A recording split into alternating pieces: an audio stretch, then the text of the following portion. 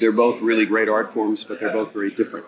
So sometimes when you try to translate from one medium to another, it gets a bit, when you get on the screen, it's a little bit choppy. It's a little bit erratic.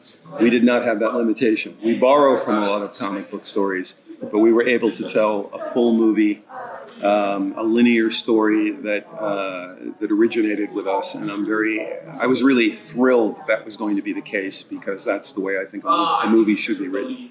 And consequently, it just feels like a good, strong movie to me. I mean, when I was watching it, I knew what was going to happen, and it still felt like a really good, strong movie to me. So there you go. I was wondering, when you're co-writing with someone, how did you go about doing so? Like, did you kind of draft it out together and say, I'll work on this part and you work on that part? Or did you kind of like collaborate with scene by scene? Well, the beautiful thing is that I've known Jim and Ernie for a very long time. Jim Krieg and Ernie Altbacker. And we are good friends, and we write in a similar fashion. So when Jim came to me and said he wanted me to do this, and I said, he said he wanted me to do it with Ernie, I thought, well, this is going to be a party. This is going to be fun. So that was the first step. The second step was we got together. We all got together and went to a screening of Apocalypse Now, which is a movie that I know by heart because I actually went to a pre-release screening of it when it first came out. Stood in line for 4 hours. So it's a movie that I know really well. But that got us into the mood and the spirit of what we wanted to do with this film. So we all did that together. We all had a nice outing. Then Jim, Ernie, and I thrashed out the plot, which is, again, just three people who think alike, having a really good time figuring out what the story was going to be. And then after that, when we had the story locked in kind of a beat outline form, Ernie took the first half, and then I wrote the second half. And then we got notes. We joined it together, and we got notes. And then I did a pass from beginning to end. So I rewrote a lot of the first half, and I rewrote a lot of my second half. And then what happened after that, I don't know. I think Jim might have done a pass. I don't know if Ernie touched it again. I think really after that it was Jim. It went very easily, very smoothly. And my joke is that I'm still waiting for the bad notes.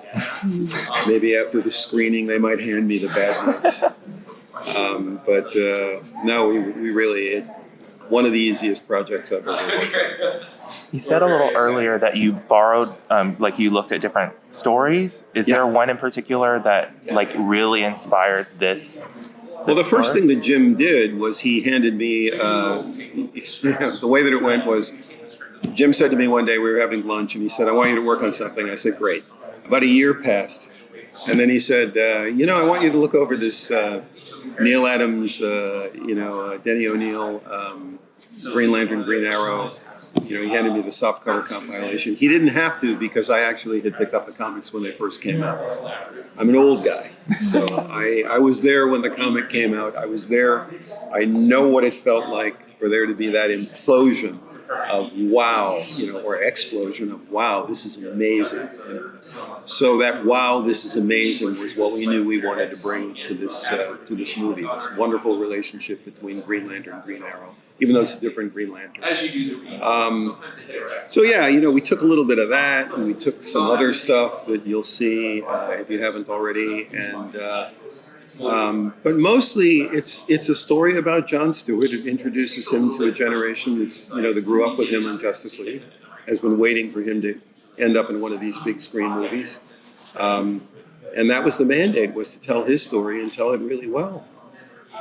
When I found out it was a John Stewart story, I got very excited. Yeah. Well, see, that's why I'm excited, because I think it's been long overdue to do this character. I've said this before, I'll say it again. I am the first black TV animation writer, first black staff writer when I was at Hanna-Barbera, first black showrunner, when I did Spider-Man, the animated series.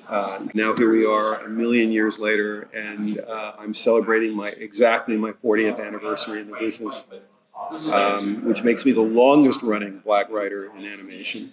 And then they hand me this iconic character, this DC's first black superhero, and say, can you bring him to the big screen for a whole generation that's been waiting for him? It's his 50th year. It's his 50th anniversary. So it's just such a wonderful convergence of things for me personally that I'm thrilled and ecstatic to be able to do this with this character. Did you feel any of this, the pressure, responsibility, dyad? Did you feel, how did you feel those things? Always. I mean, when I handled Spider-Man way back when, it was like, this is the most important thing in the world. But that's the job. The job is, it's like an actor on stage on Broadway. If you can't handle that pressure, then you can't really do the job. My feeling is I come to life as a writer, as a showrunner, when they hand me the big project. When they say, this is the big deal, do it. I tell the anecdote of I was at the DC offices one day and Jeff Johns was there and he kind of said, hey, John, come here. He called me into his office and he said, take a look at this. And he showed me the trailer for the Justice League movie before anybody in the world had seen it. And I thought to myself, this is where I want to be. I want to be in an office at DC with Jeff Johns watching a trailer that that's going to be the big surprise for Super Bowl or whenever it was that they rolled it out. So I like being on the front line creatively. And yeah, it's a huge amount of pressure. But if you can't handle it, you can't do the job. What can you tell us about where is Jon Stewart in his career and his mindset when we see him in this movie? Because you mentioned Justice League, so everyone kind of knows him. Yeah. I mean, how different or? Well, he has just come back from a conflict. He's suffering from PTSD. He's not a superhero yet. Doesn't want to be a superhero. And this story is about how the only way he can escape from the jungle in his head is to go back into the jungle, just like Martin Sheen at the beginning of Apocalypse Now. He's got to go back into the conflict. In our case, it's the Rand-Thanagar War. Not that he's returning to something, but he's returning to battle. And he's got to work out the issues in his head, and he's really got to rediscover why he fights, why he wants to do the right thing, why he is willing to take on the mantle of being a Green Lantern. Because in the beginning, he doesn't want it. And, so that's a little bit the Joseph Campbell, hero of 1,000 faces. He really is chosen, he doesn't choose to be the hero, but he learns to accept it. And he also learns to accept himself, to understand, again, to become reconnected with his own motivations for why he wants to be who he is and do what he does. And I think that the story works on that level. What do you see next for John? What do I see next for him? Well, I think in the DC animated universe, they're going to use him again. Everything is 2 years in advance. So, 2 years ago, I'm sure that they have put him in other movies. I'm not privy to that information, so I don't know. But somebody told me along the line that he is now a part of at least one other movie. And I'm thrilled, But he got his own movie. That's great, the fact that they give him, and our movie actually runs a little bit longer than these films normally run. You're usually under 80 minutes. Yeah. We had so much good stuff. I was talking with Butch about that when we were eating lunch just a while ago. Ours runs a little bit long because there was a lot of good stuff going on, and I like the way they tightened it up. I think they really made it better. So I'm pretty happy right now. Do you think that this could be his stepping stone into live action?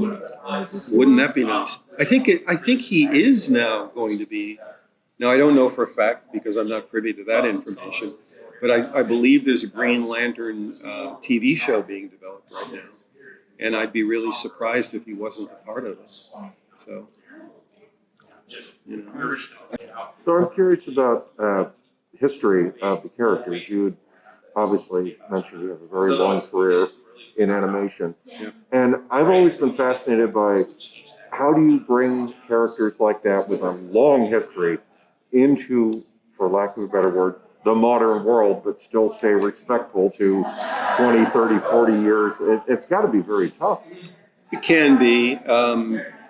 I was lucky when I did Spider-Man. I had the character just before the digital era, So in a way, we could replicate a lot of what had gone on in the 60s. So, he didn't have to be carrying a cell phone and he didn't have to be working on computers that much. In this case, I don't really I think there was a lot of room because I don't really think that John's background had been fully explored. I really kind of felt like we weren't constrained by much of what had gone on in the comic book. Starting from the beginning in terms of him getting his powers. I don't know, I guess, we just I didn't personally feel like there was too much baggage that I had to pay attention to. We got him into outer space fairly quickly. And the bigger baggage for me was the whole Rand Thanagar conflict, which I had to kind of really bone up on because I didn't really know a whole lot about that, to be honest with you. But no, John, I kind of felt like I had a handle. And I didn't feel like he was so rooted in his time. What happened, honestly, with a lot of black characters is that back in the day, they did not get much depth. So if you're talking about Peter Parker, or if you're talking about Superman, there's just so much depth to play with. But as I recall, John Stewart was introduced in the comics and then disappeared for a really long time. And then when they brought him back, they really kind of brought him back more on a cosmic level. As I recall. And so we just didn't have a lot of deep history that I felt we were burdened by. You may know better than me. You're more of a comic book geek, but no, I didn't really feel that he was terribly burdened by too much of a backstory. How would you describe when you first saw opening scene, when you watched the movie, seeing here's John Stewart in his own movie? Yeah, I was thrilled. I mean, the job that Butch did bringing this to life exceeded my expectations. And I'm so used to, I've been in TV animation for a very long time. You write your heart out and then it gets animated overseas and you got the Z team, you got the guys who can't animate. And you go, oh my God, that was going to be the greatest story ever and it looks like crap. In this case, everything looked better than I expected. So I was thrilled. I'm going to be thrilled tonight. I deliberately have not watched it for a while. I've seen it, but I haven't seen it for a while. So